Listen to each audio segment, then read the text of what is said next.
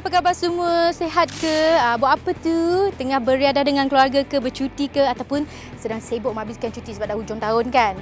Okey, sekarang ni Tasha nak ambil kesempatan ini untuk mengucapkan Merry Christmas kepada semua yang menyambutnya. Baiklah, sekarang ni kita tak nak buang masa. Anda bersama dengan saya, Natasha Syamin dalam Cinema #ini Cinemaku.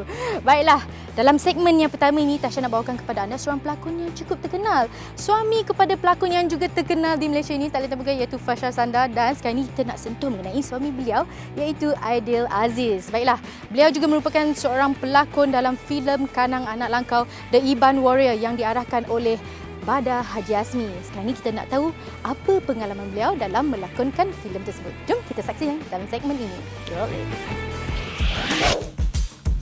Duduk dekat hutan, mandi sungai pagi-pagi. Masa first day, second day kami mandi Piramli sebab sejuk. Rupanya ada tips dia kalau nak mandi pagi-pagi ni, pukul 6 pagi nak mandi sungai, rendam kaki dulu rupanya bagi sejuk tu naik sampai kepala, baru kita boleh reda. Sudah 4 tahun semenjak filem Kanang Anak Langkau The Iban Warrior menemui audiensnya, namun kenangan membintangi filem biografi sejarah mengenai pahlawan terkenal Iban itu masih tersemat kemas di hati Aidil Aziz. Bukan saja kerana naskah garapan Badarudin Azmi yang lebih dikenali sebagai Bada Haji Azmi itu merupakan filem sulungnya, tapi juga semangat patriotisme yang hadir bersamanya yang menghidupkan watak Korporal Muhammad Nasir Muhammad Nordin. Diterbitkan Tanah Seni Sendirian Berhad, filem itu menampilkan Langgi Anak Kanang bagi mengangkat perjuangan mendiang bapanya iaitu Temenggung Datuk Kanang Anak Langkau daripada Regimen Ranger ke-8 Angkatan Tentera Malaysia ketika kemuncak pemberontakan komunis di Malaysia pada 1965. Saya rasa first bila kita melakonkan watak yang betul-betul kita panggil hero Malaysia kita lah, based on true story, kita melakonkan watak askar yang dulu betul-betul memperjuangkan untuk tanah air kita, jadi ada rasa satu macam ini tanggungjawab yang besar. So kita tak boleh main-main. Siang kami training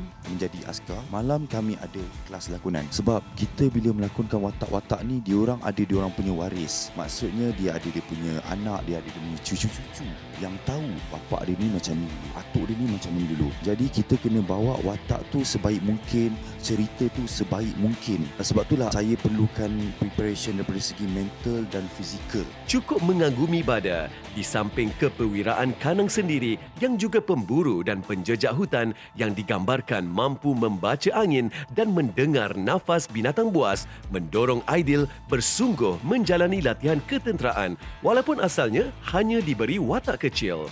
Jadi saya memegang watak salah seorang ranger. Dalam cerita tu saya tak banyak scene, saya akan mati awal. Tapi disebabkan sebelum kami nak syuting, kami dihantar training di camp 2 ranger. Tak salah saya dalam seminggu ke 10 hari, saya tak ingat. Dan bila saya memberi komitmen dalam training tu, saya memang all out dengan filem Kanang tu sebab itu adalah filem pertama saya. Jadi saya memang all out, saya pergi training tu. Dan Alhamdulillah saya dapat the best student yang askar tu pilih antara kami ramai-ramai pelakon yang pergi training kat situ. Dan saya ubahkan diri saya supaya menjadi lebih fit. So bila producer dan director tengok, dia minta untuk saya ni ditukarkan watak lain. Boleh tak jadi orang Kanang hero? So maknanya disebabkan saya physically dah berubah, mentally semua dah kau-kau jadi diorang. Maksudnya itulah salah satu rezeki lagi. Kita mula dapat watak sikit dan dapat jadi orang Kanang hero, bertambah lagi. Padanlah mengapa pengalaman membintangi filem itu begitu dekat dengan hatinya. Saya tak boleh lupakan filem Kanang ni sebab banyak kenangan-kenangan yang manis. Masa syuting dapatlah pegang senjata betul, taruh IC, ambil senjata. Bila dah habis syuting, taruh balik senjata, ambil IC. Kalau senjata hilang, IC tak pulang, kena buat report. Soal komersial ditolak tepi kerana baginya, filem sebegini mungkin hadir sekali dalam seumur hidupnya. So banyak pengalaman-pengalaman yang manis yang askar aja dengan pelakon-pelakon juga. Best lah. Bagi saya Kanang Anak Langkau tu saya tak boleh lupa sampai bila-bila dah. Itulah dia tadi pengalaman yang dah dikongsikan oleh Abang Aidil kita. Masuk hutan, redah hutan, lepas tu pegang senjata api. Tak lama lagi jadi Rainbow. Okay guys, sekarang ni kita nak ke segmen yang seterusnya di mana kita akan bersama dengan artis daripada luar negara iaitu daripada Korea. Siapakah itu? Tak lain tak bukan Lee Jong Suk yang cukup terkenal. Pasti peminat-peminat cerita Korea tak sabar nak tengok beliau kan? Jadi, let's roll it.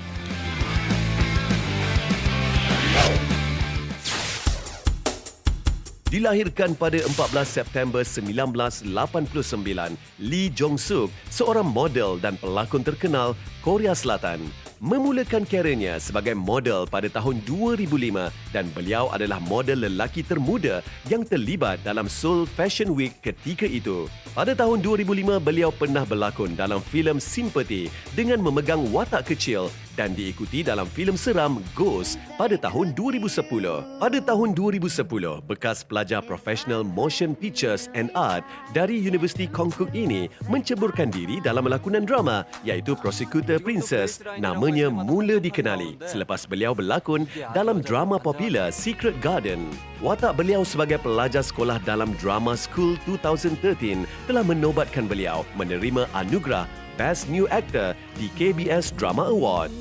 Beliau terkenal melalui lakonannya dalam I Can Hear Your Voice, Doctor Stranger, Pinocchio, While You Were Sleeping dan Romance Is a Bonus Book. Pada Mac 2019, beliau telah diarahkan untuk menjalani perkhidmatan ketenteraan. Namun beliau dikatakan tidak layak untuk mendaftar sebagai askar untuk bertugas secara aktif akibat mengalami kemalangan kereta ketika berusia 16 tahun dan mengakibatkan ligamennya koyak. Kemudian beliau disahkan bekerja sebagai pegawai perkhidmatan awam dan perkhidmatannya tamat pada 2 Januari 2021. Konflik antara budaya, adat resam dan pertembungan antara pemikiran kuno dan moden diterapkan dalam jalan cerita berdasarkan pengalaman zaman kanak-kanak pembikin filem The Story of Southern Island berlatarkan tahun 1987 di sempadan Kedah dan Thailand mengangkat keunikan budaya Cina, Melayu dan Siam di samping mengetengahkan dialek Hokkien, Melayu Kedah dan Siam sehingga mendapat perhatian peringkat antarabangsa. Diinspirasi daripada kisah benar kejadian mistik yang berlaku dalam keluarga sendiri pengarah, penulis skrip dan turut menjadi pelakon dalam filem ini, Chong Kit-aun telah membawa tuah kepada beliau apabila berjaya merangkul anugerah filem terbaik di Istanbul Film Awards IFA dan anugerah pengarah baru terbaik di Festival Filem Golden Horse ke-57 di Taipei. Filem ini turut mendapat inisiatif dana kandungan digital DKD melalui Finas turut menembusi saluran Astrofirst. Retrospektif, sebuah program yang memaparkan koleksi dokumentari bersiaran setiap Khamis jam 8.30 malam eksklusif di Bernama TV. Ini adalah usaha Finas dalam memperkasa penontonan khazanah kandungan negara dalam menggerakkan strategi pembangunan kandungan audiovisual dan restorasi. Program kerjasama Finas Bernama ini akan diikuti ulangan di YouTube Finas Malaysia pada Jumaat jam 9 malam. The trip to this tropical wonderland. Bersiaran secara langsung pada Sabtu jam 9 malam menerusi Facebook Finas Malaysia. Spotlight iaitu sebuah program bual bicara terbitan Finas mengenai isu berkaitan industri seni kreatif kembali malam ini dengan topik legasi sejarah dan khazanah ilmu. Dihoskan oleh Adlin Aman Ramli, program berdurasi selama sejam dengan tagline tanpa prejudis itu bakal menampilkan panelis studio iaitu Anwardi Jamil dan Hidir Ali Razali selain tetamu maya iaitu Adam Saleh. Pastikan janji temu anda bersama Adlin Aman Ramli dan Spotlight malam nanti.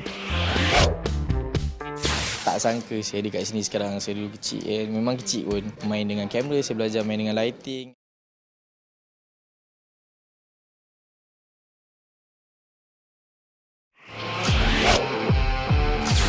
Terima kasih kerana masih lagi setia bersama dengan saya, Tasha, dalam Sinema #IniSinaraku. Baiklah, sekarang ni kita nak bersama dengan seorang artis.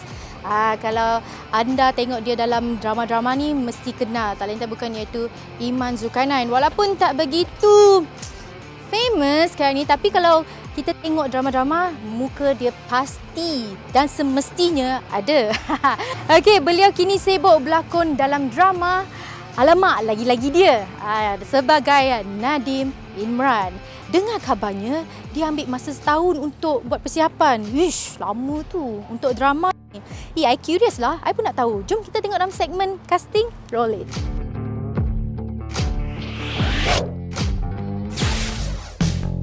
Hanya seorang ekstra semasa mula kenal kamera sehingga dilamar jadi hero dalam masa kurang 5 tahun bergelar pelakon, Iman Zulkarnain memerlukan lebih daripada nasib untuk tiba ke tahap ini. Melangkah ke dunia seni pada 2016 menerusi drama kepolisian Gerak Khas selepas kejatuhan bisnes kafe dan studio fotografinya, bakat berusia 30 tahun ini percaya apa yang diperolehinya hari ini adalah berkat doa ibunya.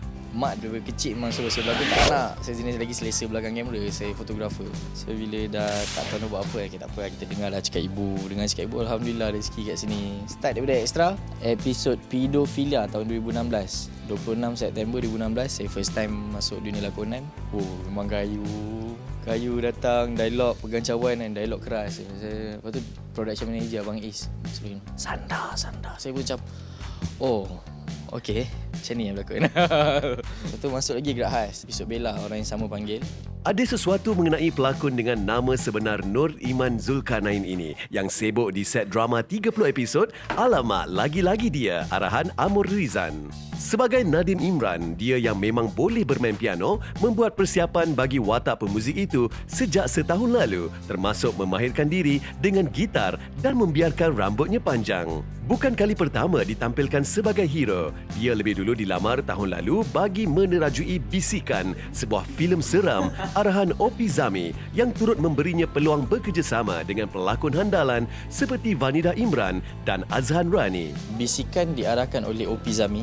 Co-star saya ada Azhan Rani sebagai bapa saya, Vanida Imran sebagai ibu saya, Fatin Afifah sebagai girlfriend, Putri Rayana Raika sebagai adik, Ultimate sebagai doktor saya. Dalam tu OST dibuat oleh Ultimate dan juga Mimi Fly. Kena tengok tajuk dia Hujan best. Saya memegang watak sebagai Syafiq dalam filem Bisikan tu. Syafiq ni seorang lelaki yang terganggu. Dia terganggu dengan bayangan-bayangan, dia nampak-nampak benda, dia dengar-dengar, and things happen onwards lah. Selain Bisikan, dia juga bakal muncul dalam filem Coast Guard arahan Allahyarham Pit Hanif. Cabaran berlakon filem nyata mencetuskan keasyikan yang sukar digambarkannya, kata peminat Akasha dan Brad Pitt ini. Dia very tight, benda-benda kita buat tu lagi detail. Tempo lakonan memang tak boleh nak tipu langsung. Tipu sikit memang dah lari mood, memang sebab dia big screen kan. Facial expression kita kena bagi lebih berbanding dengan drama. Sebab drama kita main dekat TV kecil, wayang dia besar. So kalau director minta nak keluar urat kat daya tu, kena bagi sampai keluar urat lah. Kalau menangis tu memang nampak urat ni semua naik. Kita berlakon dengan green screen, so benda tu tak ada, nak kena imagine. Macam alamak susah. Scenes pula kalau drama sehari kita boleh tapau sampai 20 scene, 30 scene tak ada masalah. Tapi kalau filem 2-3 scene satu hari pun kita dah penat lah. Satu scene tu ada banyak shot and semua complicated sebab banyak main dengan prop darah, banyak main dengan benda-benda pecah, nak kena reset balik. So kurang ruang untuk buat silap. Not so much give and take macam drama lah. Drama ada benda kita boleh tolerate. Filem ni tak boleh cover, memang kena deliver betul lah. Ditanya mengenai masa depannya dalam dunia lakonan, dia sebaliknya mengakui masih sukar untuk mempercayai dia sudah tiba sejauh ini. I don't know much about the future, but apa yang ada depan mata tu saya tak sisihkan lah. Saya buat yang terbaik. Sebab saya pun daripada extra kan, cara saya belajar saya kerja, nak masuk akademi, nak masuk kelas ke apa ke, memang duit tak banyak masa tu. Kita belajar on set. Apa-apa yang jadi kat set, saya perhatilah macam mana pelakon-pelakon lain kerja, macam mana kru kerja. Saya belajar main dengan kamera, saya belajar main dengan lighting, expression, semua tu saya belajar on set. So when they ask me about future, saya sendiri pun tak sangka saya ada kat sini sekarang. Saya dulu kecil, memang kecil pun, memang nobody extra daripada tak ada dialog sampai dapat second leading, sampai dapat leading. About the future, who knows? You just do your best. Terkenal dengan watak Haji Bakil dan terkenal dengan tagline-nya, "Sekali aku lesing baru kau tahu," dalam filem Labu Labi. Pasti peminat filem Labu Labi mengingati dialog tersebut. Allahyarham Haji Omar bin Hitam atau lebih dikenali dengan nama Udo Omar merupakan seorang pelakon filem Melayu Singapura sekitar 1950 yang berasal dari Kepulauan Riau, Sumatera Barat, Indonesia. Sungguh pun hanya diberi watak pembantu, tapi lakonannya menonjol dan dianggap sebagai pelakon serba boleh kerana mampu untuk membawa pelbagai watak seperti inspektor polis, penghulu, orang kampung, raja atau sultan. Beliau juga adalah antara pelakon kesukaan P. Ramlee dan banyak terbabit dalam filem arahannya seperti Penarik Beca, Hang Tuah, Nujum Pak Belalang dan Tiga Abdul. Filem pertama beliau Penarik Beca pada tahun 1955 memegang watak sebagai orang Orang Kaya Marzuki, bapa kepada Azizah, lakonan Allahyarhamah Saadiah. Sepanjang pembabitannya dalam dunia perfilman, beliau telah berlakon dalam 19 buah filem dan filem terakhirnya ialah filem Gila-Gila pada tahun 1979. Beliau telah menghembuskan nafas terakhirnya pada 20 Februari 1980. Al-Fatihah. Di tenaganya kah? Prihatin dengan situasi semasa yang melanda negara, Finas telah melancarkan tabung derma kilat sempena misi bantuan banjir Finas bagi membantu mangsa banjir. Untuk pertanyaan, sila email ke info@finas.my. Finas akan sentiasa bersedia dan akan membantu pegiat-pegiat seni yang terjejas sebab banjir ini, dan kita sendiri telah bersedia untuk second wave banjir ini, dan kita dah mengatur beberapa rancangan yang menarik untuk di samping membantu, kita tidak akan hanya menempatkan mereka yang terkesan sebab banjir di PPS kita, tapi juga di PPS kita tu kita akan adakan beberapa aktiviti sebagai pengisian. Derma kilat berjumlah RM20,000 selain penyediaan ruang premis Finas di Hulu Kelang yang berkapasiti 1,000 orang sebagai pusat penempatan sementara atau PPS adalah antara usaha digerakkan agensi ini menerusi misi bantuan sempena banjir yang melanda negara sekarang ini. Tidak hanya fokus kepada mangsa banjir daripada penempatan berhampiran, misi ini turut menyaksikan Finas menyampaikan bantuan kewangan kepada 24 penggiat seni yang terjejas akibat bencana ini selari dengan peranannya sebagai badan yang menaungi industri seni tanah air. Finas pada masa sama turut bekerjasama dengan Rumah Prihatin bagi menyediakan bantuan bakul makanan. Kerjasama turut dijalin dengan Angkatan Pertahanan Malaysia (NADMA) dan penaja bagi menyediakan bantuan keperluan asas di PPS. Aset kenderaan seperti 3 unit pacuan 4 roda dan 5 van serta 10 sukarelawan terbabit dalam misi ini yang turut mendapat kerjasama Persatuan Perfilman bagi mengenal pasti penggiat seni yang terjejas. Para penggiat seni atau Persatuan Perfilman yang terbabit dengan banjir dan memerlukan bantuan makanan asas juga boleh menghubungi unit komunikasi Korporat Finas di talian 0341041408 atau email ke unitkomunikasikoprat@finas.gov.my. Jadi Finas sangat bersyukur kerana dengan adanya Rumah Prihatin ini dapat membantu penggiat-penggiat seni yang ditimpa bencana, khususnya dalam keadaan sekarang ni, dan banyak penggiat seni yang terjejas, dan dengan menggunakan inisiatif yang diketengahkan oleh Yang Berhormat Tan Sri, kita dapat manfaatkan inisiatif ini dengan sebaik-baiknya. Cuma sekarang ni perbezaan sekarang, mereka banjir dia ada PPS, dia ada pusat. Pusat tu ada makanan yang cukup, semua yang cukup. Tapi apa yang kita ambil kira ialah sekiranya dia keluar daripada pusat itu. Inilah bantuan kita. Sebab untuk menyiapkan rumah tu lebih kurang dengan masa 2 minggu. Dalam 2 minggu tu apa yang mereka nak makan? Di manakah barang-barang asas nak makan? Inilah di mana bantuan kita salurkan. Ini adalah sebagai satu sumbangan, kita kata sumbangan sosial. Terdapat pelbagai inisiatif yang kita keluarkan daripada Rumah Prihatin ini sendiri. Antaranya adalah bilik penginapan prihatin, dan juga kita ada dapur prihatin. Selain itu kita ada mental health juga. Kita bagi perkhidmatan kesihatan mental, advice atau kaunselor daripada sukarelawan-sukarelawan yang bantu kita untuk memberi perkhidmatan kepada orang awam. So seperti Finas sendiri banyak bantu kita, support kita daripada bentuk bantuan-bantuan selain daripada barang-barang, juga mungkin dalam perkhidmatan servis nasihat ataupun dalam bentuk sukarelawan itu sendiri. Sebenarnya Toronto International Tamil Film Festival ni dia banyak filem dari India.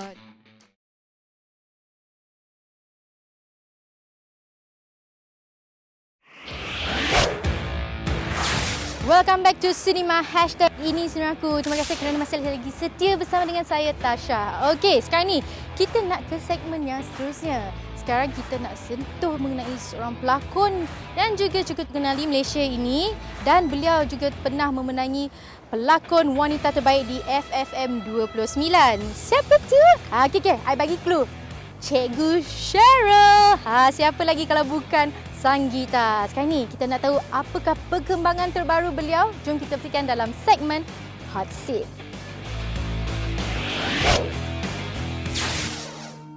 எங்க இருந்து வந்த என்ன பண்ற? Pencalonan Sanggita Krishnasamy dalam top 5 kategori pelakon wanita terbaik Festival Filem Malaysia ke-31 atau FFM 31 baru ini menerusi filem Tamil tempatan and novel jelas meraih perhatian.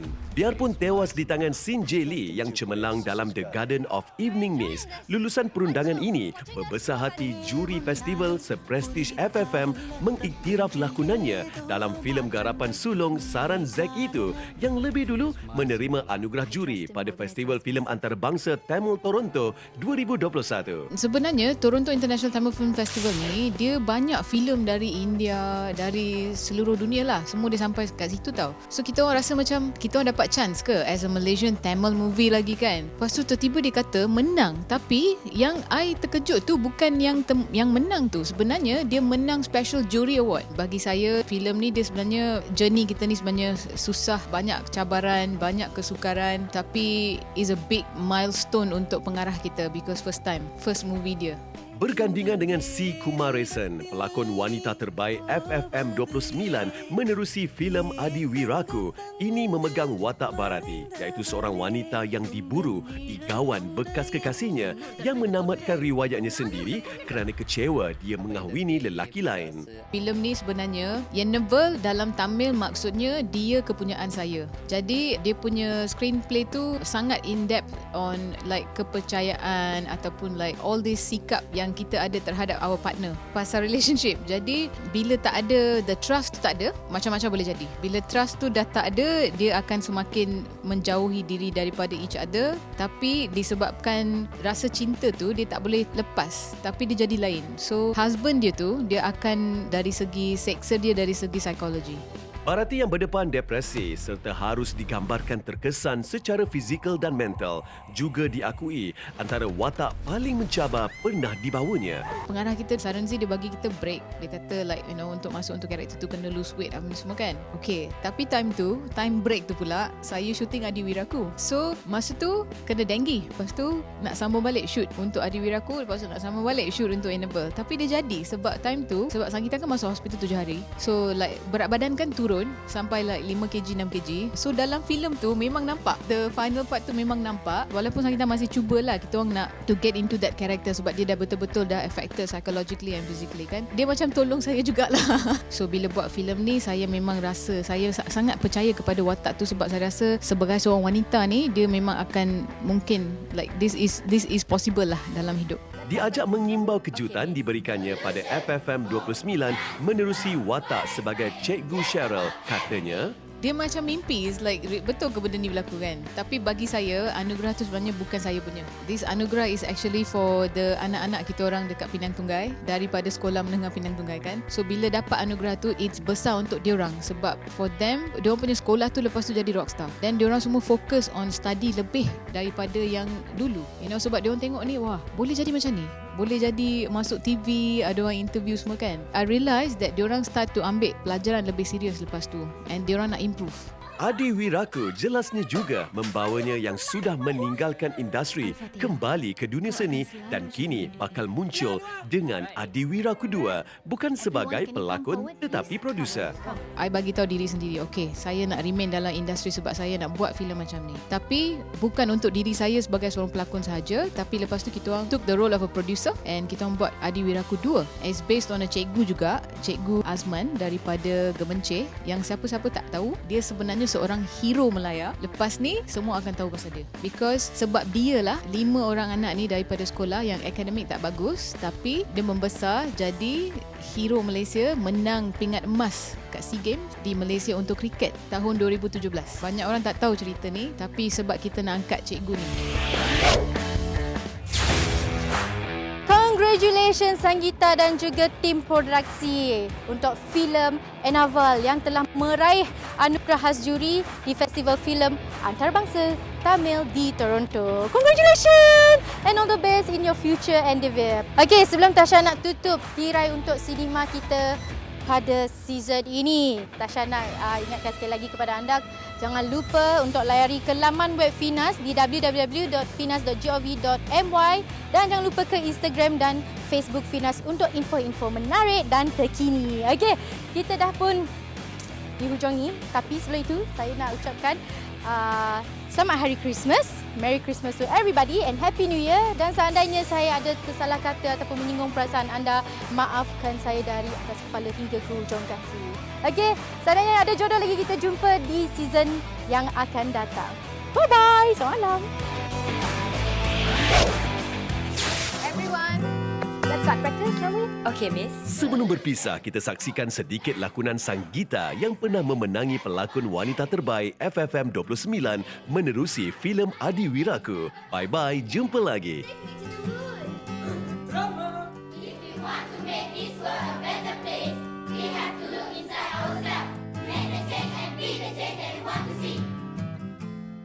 And just the incredible Hulk, I feel the rage, turning me to Marnus monster. I want to solve all the wireless things. Just want to smash, smash, smash. Alia, you can tell me if you want to. Teacher nak tolong Alia.